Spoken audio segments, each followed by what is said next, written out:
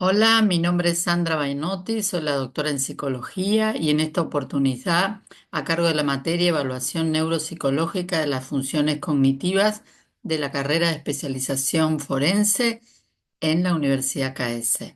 Bueno, por un lado, bienvenidos. Esta es la primer clase que tenemos de esta linda materia de evaluación neuropsicológica. Para algunos ya nos conocemos, pero para otros tal vez es la primera vez. Así que bueno, y esta materia, como saben, la damos con la profesora María Sol Román. Voy a compartir la clase para que ustedes la puedan ver y a partir de ahí podemos comenzar. Bueno, como ven, es la unidad uno que hemos separado en parte A y parte B. Esta es la parte A, donde vamos a hablar de neuropsicología, aporte de la neuropsicología cognitiva, objetivos de la evaluación y tipos de batería. Sería como el inicio de lo que es la evaluación neuropsicológica. En este sentido, la neuropsicología, la cognición, lo que hace es entablar una relación entre lo que sucede en nuestro sistema nervioso central, por causas diversas, no solamente neurológicas, sino también emocionales, así que puede haber trastornos del tipo funcionales o radiológicos, diríamos, en la vida diaria. Fíjense, la gente trabajando, charlando, sacando plata de un cajero automático. ¿Y cómo podemos hacer para saber qué está sucediendo en la función cognitiva? Es a través de los instrumentos de evaluación. Hay una película muy bonita que habla de la patología. Esto es un poco que siempre nos va a costar en este sentido que nosotros no tenemos que hablar de patología, sino de evaluación neuropsicológica. Pero tal vez mirando películas y viendo la patología, uno se da cuenta de ese desvío, esa patología de las diferentes funciones cognitivas, tanto sea la memoria, la atención, el lenguaje, etcétera. Entonces, por ejemplo, esta bonita película se llama La memoria infinita, es a partir de este personaje que es un periodista de Chile y que sufre la enfermedad de Alzheimer y la pueden ver en Netflix, y cómo, fíjense, va pasando el tiempo transcurrido como procesos neurodegenerativos y comienza a tener diferentes dificultades en las diferentes funciones. Por ejemplo, acá uno habla del lenguaje, fíjense, ella le pregunta, ¿te gusta estar solo? Y él le dice que no. ¿Te gusta estar con alguien? Él le dice que sí. ¿Con quién? Con ella, señalando a su pareja. Es decir, ahí lo que vemos claramente es un trastorno del lenguaje. Y en ese momento se ve una buena conexión y una marcha conservada. Pasa el tiempo y fíjense también a partir de cómo él puede comunicarse, están en un restaurante chino y él dice que tiene Alzheimer y fíjense que llega a decir esta frase: me regalaste tantas cosas maravillosas de que nos conocimos. No le puedo decir te quiero, te amo, sino hace los gestos de tocarse el corazón. Y en la figura de abajo ya es una persona que discute el mismo y se enoja o algo sucede con el reflejo que ve en una ventana. Es decir, hay una degradación que se va produciendo de las funciones cognitivas. Y ya en los finales de esta persona, uno va a ver una apraxia de la marcha, y ya él transita con los ojos cerrados. Entonces, esos son procesos neurodegenerativos, pero también tenemos procesos focales, como puede ser un traumatismo craneano o un accidente cerebral vascular. Hay una película que se consigue por internet, que se llama The Lookout, y que es la historia de un joven en Estados Unidos que tiene un traumatismo encefalocraniano. Bueno, y también suceden cosas como ustedes es el trabajo en el área forense, es qué sucede cuando alguien comete algún delito. Para eso necesitamos las pruebas neuropsicológicas para saber, para observar, para pesquisar qué sucede en las funciones cognitivas.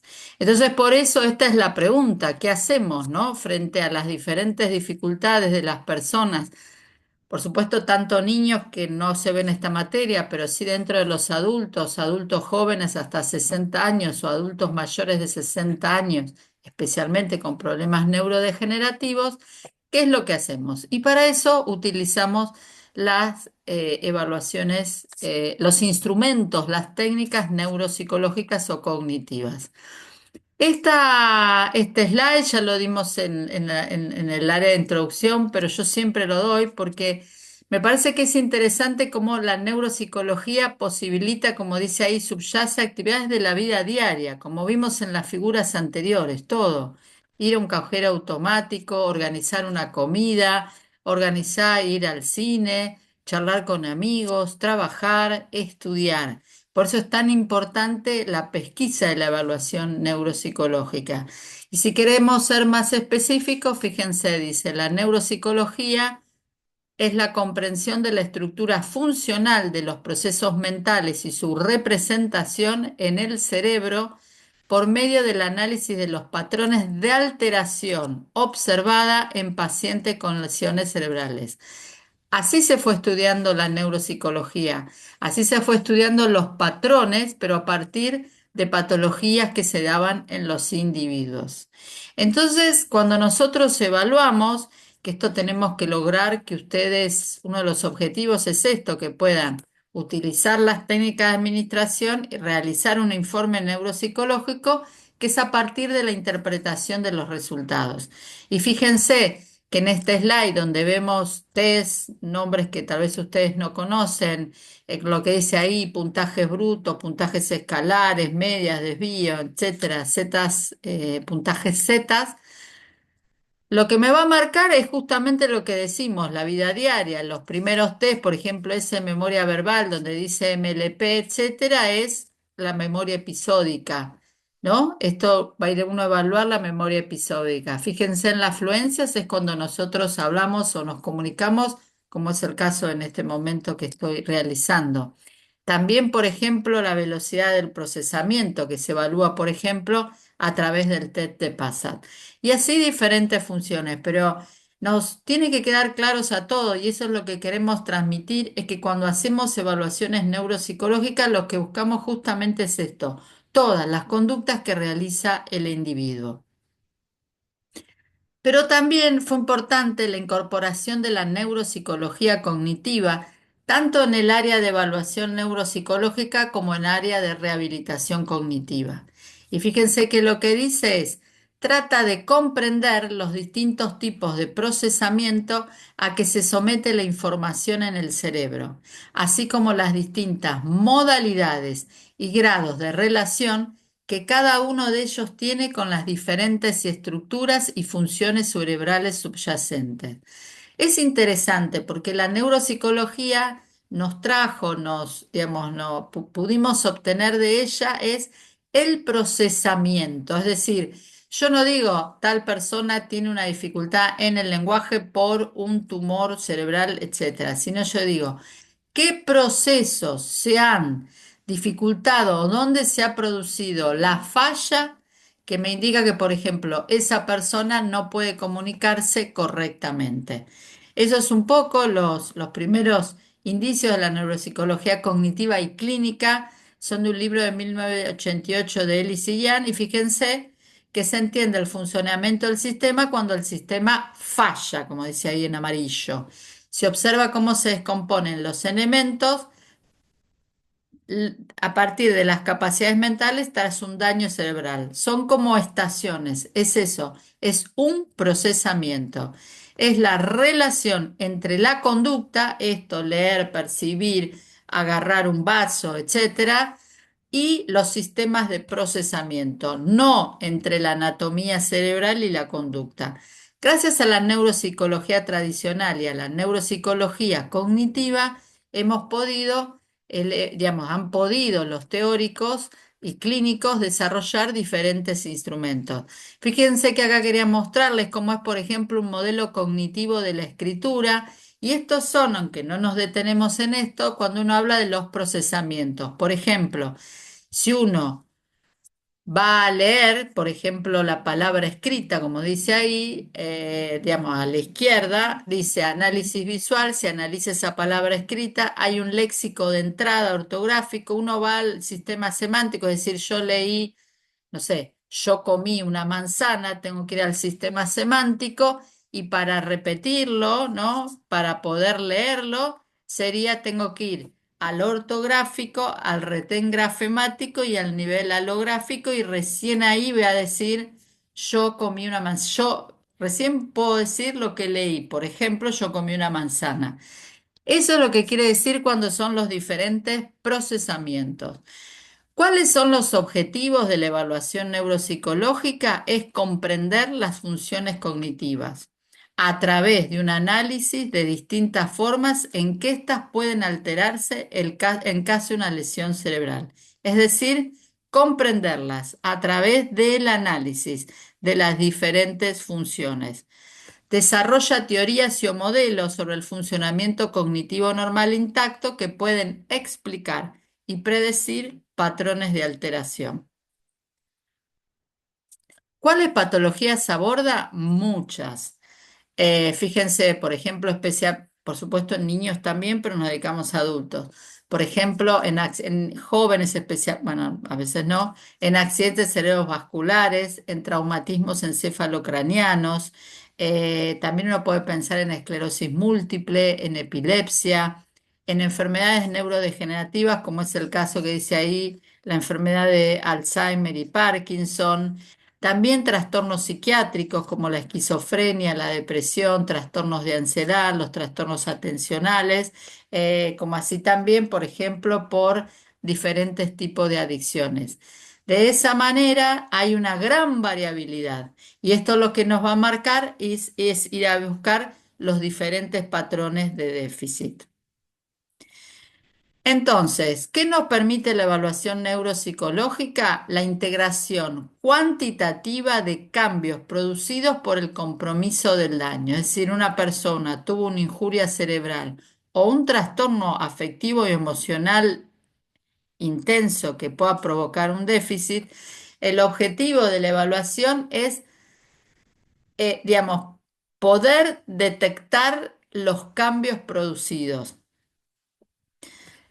¿Para qué sirve? Para el diagnóstico de una enfermedad, para el manejo del paciente, para la planificación de sus cuidados, para evaluar la efectividad de un tratamiento y o por motivos legales, que parte es la más importante para ustedes. Es un conjunto de técnicas que evalúan las diferentes funciones, como la memoria, la atención, el lenguaje, las funciones ejecutivas, el lenguaje, las praxias, las noxias, es decir, las diferentes funciones cognitivas. Como dijimos antes, interviene en el diagnóstico, en muchas de las patologías, en la intervención terapéutica y también en un plan de rehabilitación cognitiva. Todos los resultados que uno obtiene de las técnicas deben ser consideradas con el contexto de la edad, la educación, la lateralidad, el género, el nivel cultural y el nivel social. Por eso, lo que vamos a insistir en todo este tiempo de nuestra materia es la necesidad de tener patrones, baremos propios de nuestro país, que eso es muy difícil, pero hay que tratar de lograrlo. Como dice acá, la parte, digamos, metodológica de la evaluación neuropsicológica, dice, utiliza los métodos de exploración de las neurociencias cognitivas, como dijimos recientemente, clínica y experimental, donde se realiza un análisis de los trastornos de las funciones cognitivas y conductuales, determinados por una lesión o una enfermedad cerebral. Fíjense acá la otra frase, dice, permite poner en evidencia y registrar adecuadamente las alteraciones cognitivas y conductuales. Y puede ser, se utiliza en diferentes niveles de los procesos del abordaje terapéutico. Por un lado, en la asistencia primaria. En este sentido es donde más se utilizan los test de screening, como por ejemplo el test de MoCA. En consultorios especializados que se dedican a la neuropsicología o en los diferentes laboratorios de neuropsicología tanto públicos como privados, tantas instituciones, etcétera, donde uno va, vamos a ver más adelante, a desarrollar, digamos, evaluaciones o baterías de evaluaciones neuropsicológicas. Es interesante que muchos de los pacientes que se ven en neuropsicología está visto especialmente por entrevista neurológica antes de ser derivado al neuropsicólogo. También gerontólogos, también cardiólogos, también psiquiatras. Lo que es interesante, que también yo más así lo trato de relacionar con nuestra práctica, es el interrogatorio se le hace al paciente y al familiar, juntos o separados. Cuando nosotros tenemos una persona que no tiene una buena, dos motivos pueden pasar que no tiene una buena percepción de las dificultades que tiene, llamado eso anosognosia, es importante lo que nos dice su informante, su familiar, su acompañante. También la persona, por supuesto, puede, digamos, mentir ante el interrogatorio.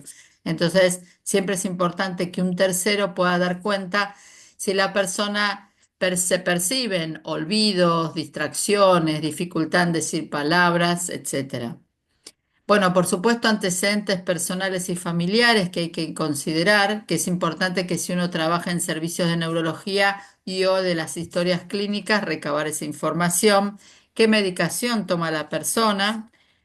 Bueno, si los neurólogos hacen su evaluación neurológica, también se pueden pedir estudios complementarios como laboratorio, como neuroimágenes y en algunos casos neurólogos pueden trabajar, como yo dije, en esto de las actividades primarias, que es por ejemplo un test de screening o de pesquisaje, que es el MOCA.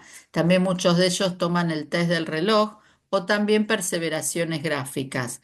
También es importante considerar en las evaluaciones cognitivas que acompaña, por ejemplo, dificultades emocionales, como puede ser un BEC, un HAD para tomar la atención, pero también, por ejemplo, trastornos conductuales, que en adultos mayores es interesante el test, el inventario neuropsiquiátrico NPI. También en las evaluaciones, tanto neurológicas como neuropsicológicas, se solicita, se pide a ese acompañante familiar o informante que pueda llenar, completar evaluaciones de las actividades diarias. Y eso el neurólogo va a tener una impresión diagnóstica inicial. Bueno, como dijimos anteriormente, se hace a través de diferentes técnicas y uno intenta medir lo que es la memoria, la atención, el lenguaje, las funciones ejecutivas, las praxias, las noxias, la emoción, la conducta, la velocidad del procesamiento, ¿sí? Como dijimos, como dije antes, a través de diferentes funciones. Esto ya lo han visto, pero en una evaluación neuropsicológica esto es fundamental, es cómo nosotros vamos a comparar a la persona de acuerdo a su rendimiento, con esta famosa y conocida curva de Gauss. En la parte B de nuestra primera unidad se va a ver con mayor detenimiento el tema de las puntuaciones. Bueno, y esto es una evaluación neuropsicológica. Fíjense que esto es lo que vamos a tratar con la profesora Sol Román.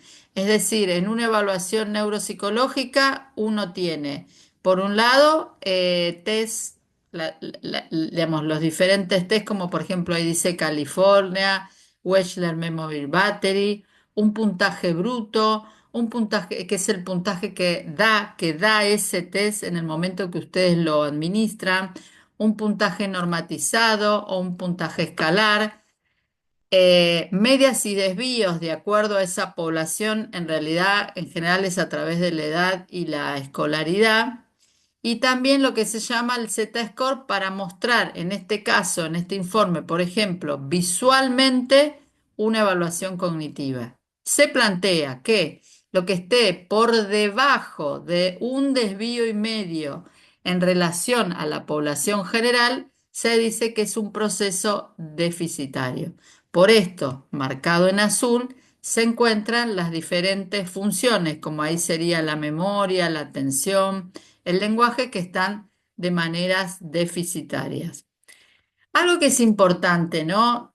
No es una agrupación taxativa esto, pero sí uno puede decir, por un lado, que hay baterías de uso general. Por ejemplo, seguramente ustedes habrán escuchado el test de Barcelona. Es una batería donde en la misma batería tiene test que miden memoria, otros atención, otro lenguaje. Baterías de uso especial, por ejemplo, ¿no? Como por ejemplo, uno usa una batería para hacer una investigación o usa una batería para una población en particular. También diseñadas por el examinador. Esto es lo que, por ejemplo, en la Argentina se usa mucho en los centros, es decir, uno toma, la batería está armada por un test de atención, por un test de lenguaje, por un test de memoria, pero que no son de una misma, como dice ahí adelante, batería de uso general. Cuando trabajamos, podemos realizar prueba de skinning o rastrillaje o pesquisa donde, fíjense cómo dice ahí, dice identifica pacientes que pueden tener la enfermedad, pero no implica un diagnóstico. Es decir, uno puede decir que sí o no tiene déficit y se aplica generalmente en pacientes en riesgo o en poblaciones en riesgo. Muchas veces también se usan en la evaluación cognitiva porque da un pantallazo general de lo que le sucede a la persona. Y luego sí, pruebas de diagnóstico que se utilizan para establecer o confirmar un diagnóstico y generalmente se tiene que realizar en pacientes que tienen un screening positivo. Ahora, cuidado cuando decimos diagnóstico. Diagnóstico no estamos diciendo que tiene Alzheimer, que tiene Parkinson, que tiene no sé, epilepsia. Diagnóstico lo que queremos decir es que tiene un déficit cognitivo y con una prueba de diagnóstico tenemos muchísimas más herramientas para ver qué pasa con la memoria, la atención, el lenguaje.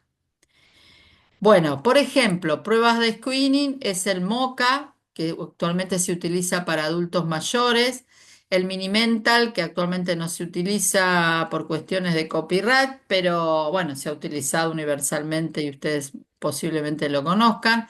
La prueba de 7 minutos, que actualmente en la Argentina no es utilizada, el test del reloj, que se usa, por ejemplo, en muchos pacientes. Y la FAB, que es digamos, es un test frontal para evaluar las cuestiones, eso, alteraciones del lóbulo frontal. Y por ejemplo, pruebas de diagnóstico pueden ser, por ejemplo, la escala, la prueba, no es una escala ADAS, que es para evaluar la demencia de tipo Alzheimer o demencias, por ejemplo, la de Matis. Y también los protocolos de neuropsicología, que en general es lo que se utiliza en la Argentina en los diferentes equipos. Bueno, nuevamente entonces, porque esto lo vamos a ver en todas las clases, las unidades. La verdad que en el programa está como al final, ¿no? La realización de informe, pero en realidad con la profesora María Sol lo que queremos hacer es que ustedes todo el tiempo estén viendo el tema de informes, porque si comienzan desde ahora para su realización, creo que es más factible para las preguntas, para la discusión. Entonces, también acá, técnicas administradas, fíjense, se evalúa, en este caso se evalúa memoria verbal, memoria visual, atención, lenguaje, visoconstrucción, que no está en negrita, funciones ejecutivas. Y fíjense, esta es una persona con un déficit importante porque, como dice ahí, tiene alteraciones en la memoria episódica verbal y visual, en la atención, en el lenguaje y en las funciones ejecutivas. Esta es una manera que cuantitativamente una persona puede decir cuán alejado de la media está la persona. Es decir, nosotros no podemos hacer informes donde diga, y está poco deficitario, mucho, poco. No, hay un, una, un espacio de la evaluación del informe neuropsicológico que es absolutamente cuantitativo. Si uno observa que eso se debe a que la persona estuvo nerviosa, que los baremos no son los que representa esa población, lo puede informar cualitativamente, pero con los datos de uno, digamos, de un manual, de un baremo, uno no discute, uno lo informa, porque esa es donde nos da la mayor claridad. Bueno, y para concluir esta primer clase de la unidad 1. ¿Para qué se necesita? También es importante que hay que recabar información de la entrevista, que también lo vamos a estar viendo en la parte B. Es importante la queja subjetiva de los pacientes. La utilización de instrumentos validados de la región, en algunos cuesta mucho porque no lo hay y esto Argentina tiene un déficit muy importante. Utilización de pruebas de screening y diagnóstico y siempre una interpretación, como dije recientemente, cuantitativa y cualitativa de los resultados obtenidos. Y aunque nosotros no trabajamos sobre déficit, estas son algunas películas, como ahí dice, sugeridas que bueno, que pueden dar cuenta de las diferentes patologías, muy buenas películas y pueden un poquito, bueno, ver de patología. Bueno, muchísimas gracias y seguimos en el foro y en las diferentes actividades para estar comunicados. Dejo de compartir. Bien, gracias.